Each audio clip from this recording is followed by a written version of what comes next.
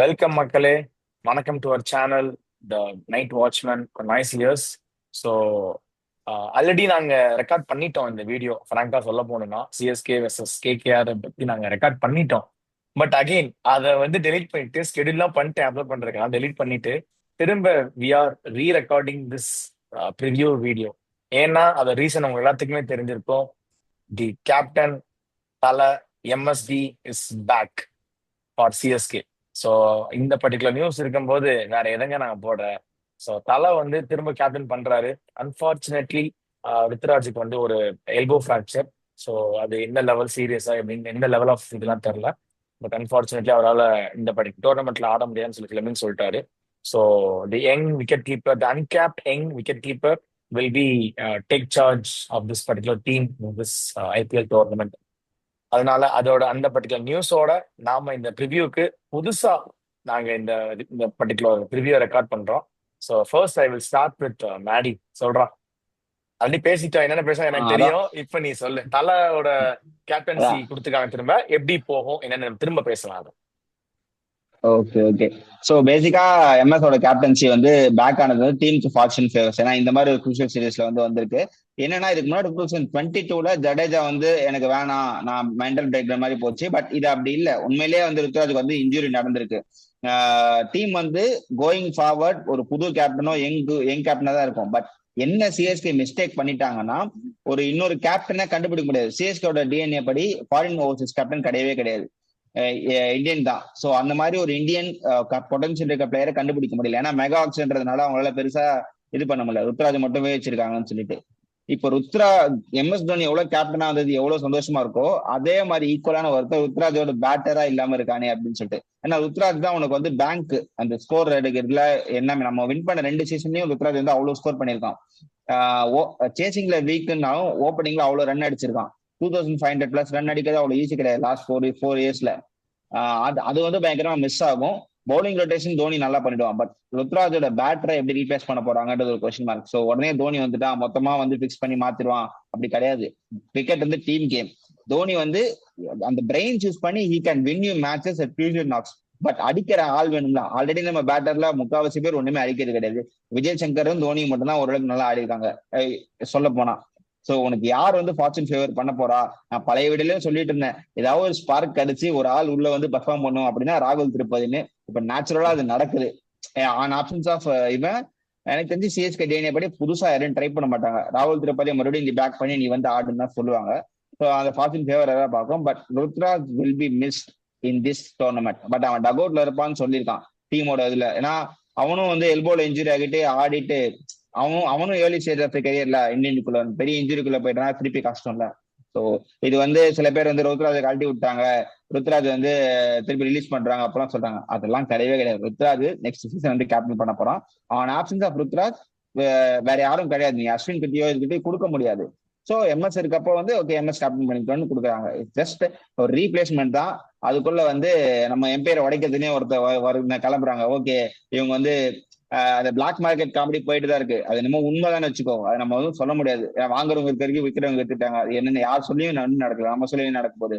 But team management MS தவிர வேற யாரும் பண்ண முடியாதுன்னு சொல்றாங்க. அதுதான் இனிஷியல் தாட்ஸ். அதுதான் எனக்கு. சரி, ஓகேடா. கிரிஷ் இன்னொரு தாட் சொல்லு. இன்னொன்று தோனி வந்தது அப்படின்றது வந்துட்டு ஒரு இப்போ இருக்கிற பவுலர்ஸை வந்துட்டு இதுக்கு முன்னாடி நம்ம அந்த என்ன பிரச்சனைனா அந்த 180+ டார்கெட் சேஸ் பண்றது அப்படின்றது நம்மளுக்கு கஷ்டமா இருந்துச்சு. இப்போ தோனி வரும்போது என்ன பண்ணுவார்னா அந்த 180யே தாண்ட விடாம பார்த்துக்குவார். கரெக்டாக ரொட்டேட் பண்ணி அந்த 160 170குள்ளேயே முடிச்சுட்டு கடைசி ஓவர் வரைக்கும் கெட்டு போய் மேட்சை ஜெயிக்க வைப்பார். அதுதான் அந்த டெம்ப்ளேட்டு. அந்த இது திரும்ப வரும்னு நினைக்கிறேன். ப்ளஸ் இதுக்கப்புறம் சென்னையில் இருக்கிற அந்த 4 மேட்ச், அந்த 4 மேட்சையுமே எனக்கு தெரிஞ்சு ஈஸியாக சென்னை வின் பண்ணுவாங்க அப்படின்றது எனக்கு தோணுது. என்ன கேட்டால் ருத்ராஜுக்கு பதிலாக ரீப்ளேஸ்மெண்ட் யாராவது வருவாங்களான்னு தெரில. அப்படி யாராவது வந்தால் என்ன கேட்டால் நான் வந்துட்டு பிருத்திவிஷாக்கு போவேன். பிருத்திவிஷா வெளியே இருக்காரு. என்ன கேட்டால் நான் ஒரு அந்த அக்ரஷன்றாங்க.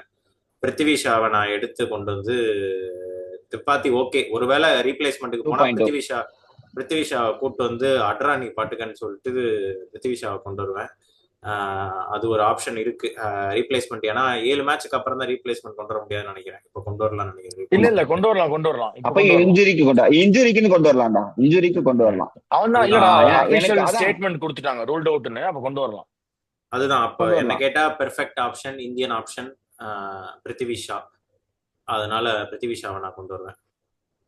ஓகே சொல்லும். அதான் இன்னும் சில பேர் சொல்றாங்கல்ல, ஒரே ஒரு பாயிண்ட் மட்டும் சொல்லிக்கிறேன். இன்னும் சில பேர் சொல்றாங்க ருத்ராஜ் வந்து கழட்டி விட்டாங்கன்னு சொல்லிட்டு. அப்படி கிடையாது. ஏன் இன்னும் ஸ்ட்ராங்கா சொல்றேன்னா, இந்த 2 இதுக்கு முன்னாடி தான் ஆயுஷ் மாத்திரேன்னு ஒருத்தனை ட்ரையல்ஸ் கூட்டு வந்தாங்கன்னு சொல்லிட்டு ஒரு அபிஷியலா நியூஸே வந்து சிஓ. ஏன்னா ருத்ராஜுக்கு அந்த இன்ஜுரி ஓர்ஸ் ஆக சான்சஸ் இருக்குன்னு மெடிக்கல் டீம் சொல்லியிருக்காங்க. அதுக்கப்புறம் 2 கேம் ஆடிருக்கான். அது இன்னும் ஒர்ஸ் ஆனதுக்கு அப்புறமா தான் அவங்க வந்து ரூல்ட் அவுட். இதுக்கப்புறம் நீ டீமுக்காக ஆடினா உனக்கு தான் பர்சனல் இது ப்ராப்ளம் வரும்னு சொல்லிட்டு டீம் வந்து வேணாம் நீ போ அப்படின்னு சொல்லிட்டு ஸ்டில் அவன் சொல்லியிருக்கான், நான் வந்து டீம் டக் அவுட் தான் இருக்க போறேன். கான்வே இருந்தா ஞாபகம் இருக்கா, இன்ஜுரி ஆனதுக்கு அப்புறம் அந்த மாதிரி இருக்க போறான். எனக்கு தெரிஞ்சு ஆயுஷ் இன்னொன்னு மாத்திரை மேல அவங்க கண் வச்சிருக்காங்க. பாப்போம் என்ன இன்னொன்னு நடக்குதுன்னு சொல்லிட்டு. இதுக்கெல்லாம் மெயின் காரணம் யாரு தெரியுமா? யாரு? என் தலைவன் துஷார் தேஷ்பாண்டே. என் தலைவன் அந்த பால போடலைன்னா அடி வாங்கியிருக்க மாட்டான். தோனி கேப்டனா வந்திருக்க மாட்டான். துஷார் தேஷ்பாண்டே தான் சிஎஸ்கேவோட ஃபார்ச்சூன்ஸை மாத்தி விட்டுருக்கான் அப்படின்ட்டு. இப்பெல்லாம் சொல்ல முடியாது. பேட்டிங் ரன் அடிக்கலன்னா அவன் யார் வந்தாலும் கேப்டன் பண்ணாலும் முடியாது. ரன் அடிச்சாதான் அவனால டிஃபெண்ட் பண்ண முடியும். என்ன கேட்டா திரிபாதி வந்துட்டு அந்த ஒன் டவுன்ல என்ன கேட்டா ஒன் டவுன் ஆடணும். திரிபாதி ஒன் டவுன் ஆடிட்டு அவனுக்கு ஒன் டவுன் கரெக்டான ஸ்பாட். ஒன் டவுன்ல போய் கொஞ்சம் அந்த வெளியே உட்காந்து யோசிச்சிருப்பான். தெரிஞ்சு ஒரு வாரம் ஓவர்டன் வர சான்சஸ் இருக்கு. ஓவர்டன் யாருக்கு பதிலா அதுதான் MS loves a foreign bowler who can bat. கண்டிப்பா அது வரும். எப்படி வரும்னு என்னை கேட்காத, நான் சொல்ல மாட்டேன். நானும் கான்வேவை தான் தூக்குவேன். பட் கான்வே என்ன அடிச்சிருக்குன்னு சொல்லுவாங்க. பட் கான்வேவை தான் தூக்கி ஆகணும். ஏன்னா இன்னொன்னு நான் தோனி சாம் கரண்ட போனா கூட நான் ஆச்சரியப்பட மாட்டேன். ஓவர்டன் போவான்னு தோணுது. ஓவர்டன் போவான். சாம் கரன் வந்து டவுன் கிரேட் மாதிரிதான். அதுக்கு ஓவர்டனே பரவாயில்ல. ஓவர்டன் வந்து உனக்கு ஹிட்டர்ல அவனுக்கு பட்டா பாக்கியம் படத்துலயும் அந்த சிஎஸ்கே வந்துட்டு எனக்கு என்னமோ நாளையில இருந்து அஸ்வின் நல்லா பெர்ஃபார்ம் பண்ணுவாரோ அப்படின்ற ஒரு இது தோணும். Definitely yes. அஸ்வின் நாளையில இருந்து ஒரு நல்ல பெர்ஃபார்மன்ஸ் இருக்கும். சரி, மேன் ஆஃப் தி மேட்ச் வாங்க போறது அஸ்வின்.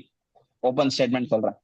இல்லடா இப்போ சூப்பர்ரா, இது நல்ல ஒரு இது பாப்போம் என்னன்ட்டு. அண்ட் ஆல்சோ பிபிகேஸ்லயுமே நம்ம ஜெயிக்க வேண்டிய மேட்ச் தான். கையில இருந்த மேட்ச போய் 88 for 5ல இருந்து தூக்கி கொடுத்துட்டான். 220 எங்க இருக்கு? ஏனி வச்சா கூட எட்டாது. அப்படி அதான் என்னால நினைச்சு பார்க்கவே முடியல. கொஞ்சம் கூட இல்ல, லாஜிக்கே இல்ல. அந்த மாதிரி இருந்தது. அகைன் எம்எஸ் வந்ததுக்கு அப்புறம் he will read the pitch and he will read the bowlers. இது இருக்கிற ரிசோர்சஸ்ல எப்படி செமையா அவங்க கிட்ட பொட்டன்ஷியலை எடுக்கலாம் அப்படிங்கிறத he is known for it. So அதனால டெஃபினட்டா அது வந்து ஒரு bigger fortune for us. And let's see இதுல இருந்து நம்மளோட இது மாறும் அப்படின்ட்டு நான் நம்புறேன். அண்ட் ஆல்சோ நீங்க எல்லாம் சொன்னீங்க பிரித்திஷா அப்படின்னு. அண்ட் ஆல்சோ மைட் பி ஒரு வன்ஷ் பேடியோ இல்ல ஈவன் ஷேக் ரஷீதோ அவங்களுக்கு கூட ஒரு சான்ஸ் கிடைக்குமோன்னு எனக்கு ஒரு நம்பிக்கை இருக்கு. ஒரு ஓப்பனிங்ல வந்து நாளைக்கு ருத்ராஜ் இல்லாதப்போ இது ஒரு பெர்ஃபெக்ட் டைம். சர்ப்ரைஸ் அப்படின்னு சொல்லிட்டு தீபக் கூட ஒன் டவுன் வர போறான். திருப்பதி தான் தீபக் கூட திரிபாதி தான். ஆனா ஒண்ணு, விஜய் சங்கர் கண்டிப்பா 14 மேட்ச் ஆடுவான். அந்த ஒரு நாக், அந்த ஒரு பானை சோத்துக்கு ஒரு சோறு பதன்னு சொல்லுவாங்கல்ல, அந்த ஒரு நாக் அவன் தோத்தாலும் அந்த ட்ரை பண்ற ஆட்டிடியூட் வந்து சிஎஸ்கேக்கு எப்பவுமே பிடிக்கும். அதனால Vijay Shankar will be playing. என்ன கேட்டா நான் விஜய் சங்கரை நான் ஒண்ணு செய்வேன். அப்படி ஒரு திரிபாதி வேணாம் அப்படின்னா விஜய் சங்கரை ஒன் டவுன் இறக்கிட்டு ஜிடி அப்படிதான் பண்ணாங்க ஒரு தடவை. அவனை ஒன் டவுன் இறக்கிட்டு ஒரு ஹிட்டரை வேணும்னா நம்ம மிடில் ஆர்டர்ல வச்சுக்கலாம். அந்த மாதிரி யாராவது ஒருத்தர வச்சுக்கலாம். அந்த மாதிரி வேணா பண்ணலாம். நல்ல சாய்ஸ். நான் சொல்றது ஆக்சுவலா செம சாய்ஸ். ஆக்சுவலா நீ ராகுல் திரிபாதிய பதிலா விஜய் சங்கரை ஒன் டவுன் இறக்கிட்டனா அவனும் கொஞ்சம் டைம் எடுத்து ஆடுறவன் தான். பவர் பிளேலயும் அவனால ஆட முடியும். சோ பின்னாடி ஒரு ஹிட்டர் வேணா வான்ஸ்பேடியோ இல்லைன்னா ராமகிருஷ்ணா கோஷோ யாராவது ஒருத்தர் கோஷ் ட்ரை பண்ணுவாங்கன்னு தெரியல. பட் வான்ஸ்பேடிக்கு அந்த டவுன் டெல்லி பிரீமியர் லீக் நல்லா பண்ணிருக்கான். அந்த லீக் ஸ்டேஜஸ் வேற ஸ்டேஜ். பட் ப்ராப்ளி ஒரு இல்ல பிரியான் ஷாரியாவும் அங்க அடிச்சுட்டு வந்தவன் தான். அதனால பிரச்சனை இல்ல. ஒரு மேட்ச் மாட்டிக்கிச்சுன்னா அதுக்கப்புறம் எல்லாருக்கும் மாட்டிக்கும். இன்னொன்னு வந்துட்டு கொஞ்சம் கேகேஆரை பத்தியும் பேசலாம். அவங்க என்ன சொல்றது, எனக்கு என்னமோ நாளைக்கு அஸ்வினை ஓப்பனிங் ஓவரே போட வச்சால் நல்லா இருக்கும்னு தோணுது. 2 லெஃப்ட் ஹேண்டர்ஸ் ஆமா, குவிண்டன் டிகாக்கும் டிபிக்கல் நரேனுக்கும் MS style. MS style opening first ஓவரே நான் அஸ்வின்கிட்ட கொடுத்து செகண்ட் ஓவர் கலீல் அகமதுகிட்ட கொடுத்தா நல்லா இருக்கும்னு தோணுது. நாளைக்கு அவங்க மொயின் அலி ஆட வச்சாலும் ஆட வைப்பாங்க அப்படின்னு தோணுது, ஸ்பென்சர் ஜான்சன் கண்டிப்பா பதிலா. டெஃபினட்டா ஆட வைப்பாங்க. மிச்சப்படி கேகேஆர் வந்துட்டு அவங்களுக்கு அந்த மிடில் ஆர்டர் கொஞ்சம் கன்ஃபியூஷனா இருக்கு கட்டையில அவங்களுக்கு. இருக்கு. மாத்தி மாத்தி இறக்குறாங்க. ரமன்தீப் சிங்கை முன்னாடி இறக்குறாங்க. ரசல் வந்துட்டு ஒரு 4-5 வருஷமா ஸ்கேம் பண்ணிட்டு இருக்காரு. கடைசியா ஒரு நாள் வந்துட்டு ஆர்சிபியை புரட்டி எடுத்தாரு. அதுக்கப்புறம் எங்க போனான்னு கடைசியா அந்த நல்ல காரியத்தை பண்ணிட்டு அதோட சாந்தமானவர் திருப்பி வரவே இல்லை. அந்த அப்ப மாதிரி படுத்தவனா எந்திரிக்கவே இல்லை. அதாவது நான் அன்னைக்கு ஒரு மீம் பார்த்தேன், ஒரு நிமிஷம். Bro came saved humanity and went off. யாருன்னு சொல்லு. தெரியலையே, நீங்க சொல்லாதீங்க. பென் கட்டிங்க்கு போட்டிருந்தாங்க, bro came and saved humanity and vanished. மறக்கவே மாட்டாங்க RCB fans Ben Cutting. Saved ஹியூமனிட்டின்னு போட்டிருந்தானுங்க, சேவ்டு ஹியூமனிட்டி அண்ட் வேனிஸ்ட். சரி, ஓகே, நம்ம அடுத்து இது பண்ணலாம். ரசல்லாம் ஒரு ப்ராப்பர் ஒரு googly incoming into the stems googly போட்டா எடுத்துடலாம். ஐயா நல்ல பிளான்ஸோட வருவாங்க, பிளான்ஸோட வருவாங்க. தோனி இருக்காரு. அண்ட் ஆல்சோ பிளேயர்ஸ் வந்து மறந்துட்டுமே. அதான் இதுடா இப்போ நம்ம பையன் நாளைக்கு தோனி கேப்டனா வந்திருக்காரு, அண்ணன் இருந்தாங்கன்னு கையில கொடுத்துட்டு 2 பாயிண்ட் போவாருன்னு.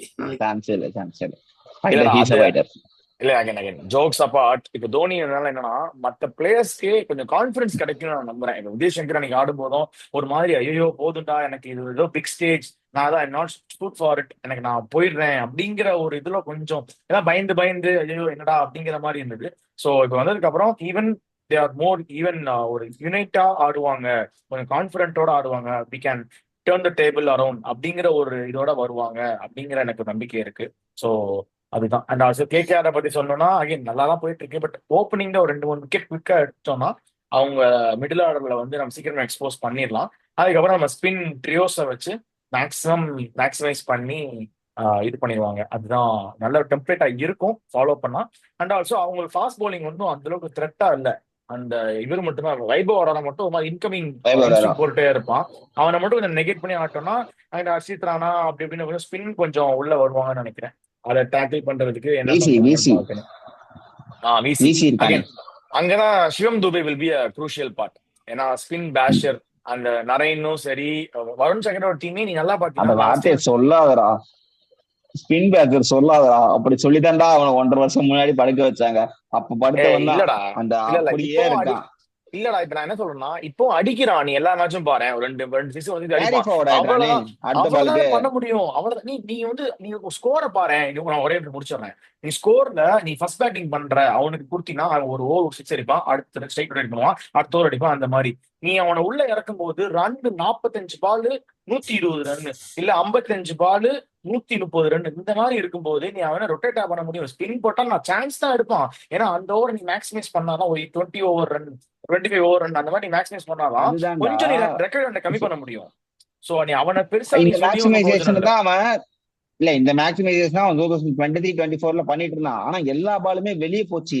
தூபே உள்ள வந்தானா ஸ்பின் குடுக்கவே பயப்படுவாங்க. அந்த மாதிரி அதான் ஆப்போசிட் பவுலர்ஸ் ஸ்பின்னர்ஸ் இருப்பாங்க, குடுக்கவே பயப்படுவாங்க. இப்ப அவன் என்ன பண்றான்னா அந்த ஃபிளைட் பண்ணி போடுற பாலை அண்டர் த பால் போகாம அவனால போக முடியாது அந்த ஹைட்டுக்கு. சோ நிந்து அடிக்கின்ற பேர்ல கொடை கிளம்புது. அதை அவன் சேஞ்ச் பண்ணிக்கணும்.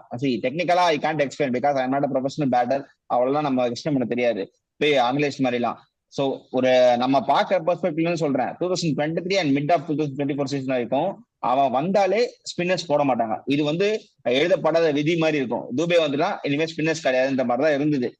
Late after world cup select ஆனதுக்கு அப்புறமா கொஞ்சம் கொஞ்சமா அவன் டிசீவ் ஆக ஆரம்பிச்சான். அந்த பிளைட்ஸ்லயும் கொஞ்சம் இதுலயும் அந்த ஸ்லோ கட்டர்ஸ்லயும் அதுல மிஸ் ஆகி அந்த டெக்னிக்கல ஒர்க் பண்ணா இன்னும் பெட்டரா இருக்கும்னு நான் சொல்றேன். ஏன்னா நீ சொன்னது எல்லாம் கரெக்ட் தான். But still I hope Shivam Dube last இயரும் சரி, அதுக்கு முன்னாடி சரி, அவன் வரும்போது இவ்வளவு ப்ரெஷர் சிச்சுவேஷன் கிடையாது. 55 பால் 130 எத்தனை மேட்ச் இருந்துச்சு உனக்கு? இப்ப கண்டினியூஸா 4 மேட்சுமே அப்படிதான் ஆடிட்டு இருக்கான். 55 பால் 130, 45 பால் 120, இல்ல 60 பால் 140. சோ இவ்வளவு டிஃபரன்ஸ் ஆடும்போது அவனுக்கு 4 மேட்சும் ப்ரெஷர். அந்த மாதிரி பண்ணும்போது அகைன் 2 6 அப்பயும் நீ நல்லா பார்த்து 2 6 அடிக்கிறான், 3 6ல அவுட் ஆகுறான். ஸோ இந்த மாதிரி நீ ஃபர்ஸ்ட் பேட்டிங் ஆடும்போது அவனுக்கு கொஞ்சம் அந்த லெவரேஜ் இருந்துச்சுன்னா ஒரு 10 12 ஸ்ட்ரைக் ரேட்லேயே ரன் ரேட்லேயே அவன் ஆடிடுவான் அப்படிங்கிறது என்னோட நம்பிக்கை. Again is proven one. And even இப்போவுமே ஸ்பின்னு வந்து அவன் இருக்கவே போட பயப்படுறாங்க. அண்ட் நம்மளுக்கான கொஞ்சம் டைம் ஸ்பேஸ் கொடுக்கணும். அகைன் யுவராஜ் மாதிரி 6 பால் 6 எல்லாம் அடிக்க முடியாது. But still is spin pressure தான். Still I will put my money on him and definitely ஒரு சான்ஸ் கொடுக்கலாம். அவன் தான் நமக்கு ஒரு ட்ரம்ப் கார்டு. நாளைக்கு பாரு சிவம் துபே ட்ரம்ப் கார்டு, இது நான் சொல்றேன். ஸோ நாளைக்கு இப்போ தீபக் கூட வேணாம், பெசாம இரு நீ சாமி. தீபக் கூட வேணாம். சரி, ஓகே, நம்ம அடுத்த செக்மெண்ட்டுக்குள்ள போயிடலாம். இது ஃபேண்டசி சொல்லு. ஒரு 2 டீம்லயும் நம்மளோட கிரைட்டீரியா எப்படி ஃபேண்டசி சொல்லலாம். எனக்கு வந்து அஸ்வின் நான் சொல்லிக்கிறேன். எனக்கு வந்து பவுலிங்ல வந்து அஸ்வின், ஏன்னா நிறைய லெஃப்ட் ஹேண்டர்ஸ் இருக்காங்க. வெங்கடேஷ் ஐயர், குவிண்டன் டிகாக், சுனில் நரேன் சொல்லிட்டு லெஃப்ட் ஹேண்டர்ஸ் இருக்காங்க. மிடில்லையும் ரிங்கு சிங் இருக்கான். So Ashwin man of the match Ashwin நிறைய சான்சஸ் இருக்கு. ஒரு கட் ஃபீல் தான் சொல்றேன். Because is hunger for wicket. இப்போ ரீசெண்டாக அந்த வீடியோஸ்ல பாக்குறப்ப நான் ஜெயிச்சுட்டு வந்து பேசுற மாதிரி தான் இருந்தான். பேசிக்கா அந்த மாதிரி ஆட்டிடியூடான இருக்க பிளேயர் தான். நிறைய பேர் பேட்ச் பண்றாங்க. மிஸ்டேக்கா அந்த பவர் பிளேல 6th ஓவர் கொடுத்தது தான். போடுற இடம் தான் தப்பு தவிர மற்றபடி அவனால பண்ண முடியுன்ற ஒரு தாட்ஸ் இருக்கு. ஸோ அஸ்வின் வந்து ஃபர்ஸ்ட் பிக்கு.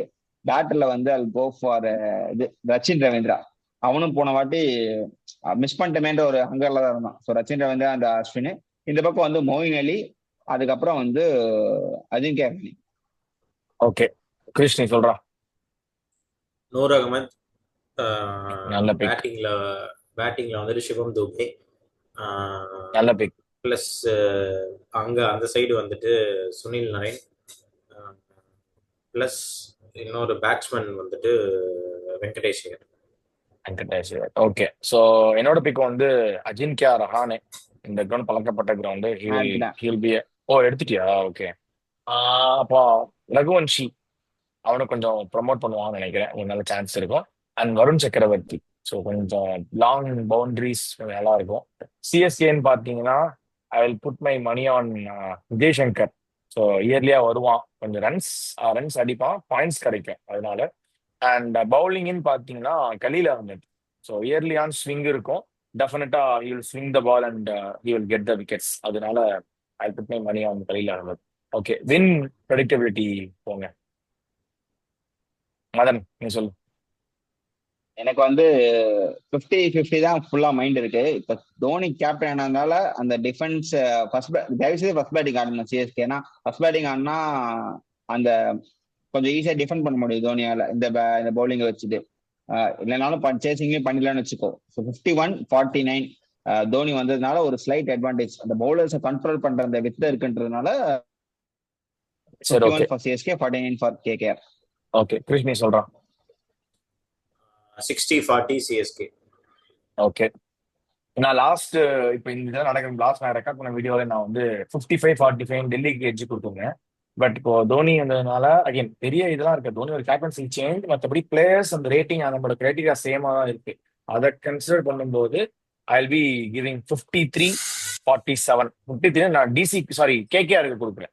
பேஸ்ட் ஆன் கரண்ட் இது ஸ்டாண்டிங் பாயிண்ட்ஸ், டீம் கம்போசிஷன் எல்லாத்தையும் கன்சிடர் பண்ணி 53 for KKR and 47 for CSK.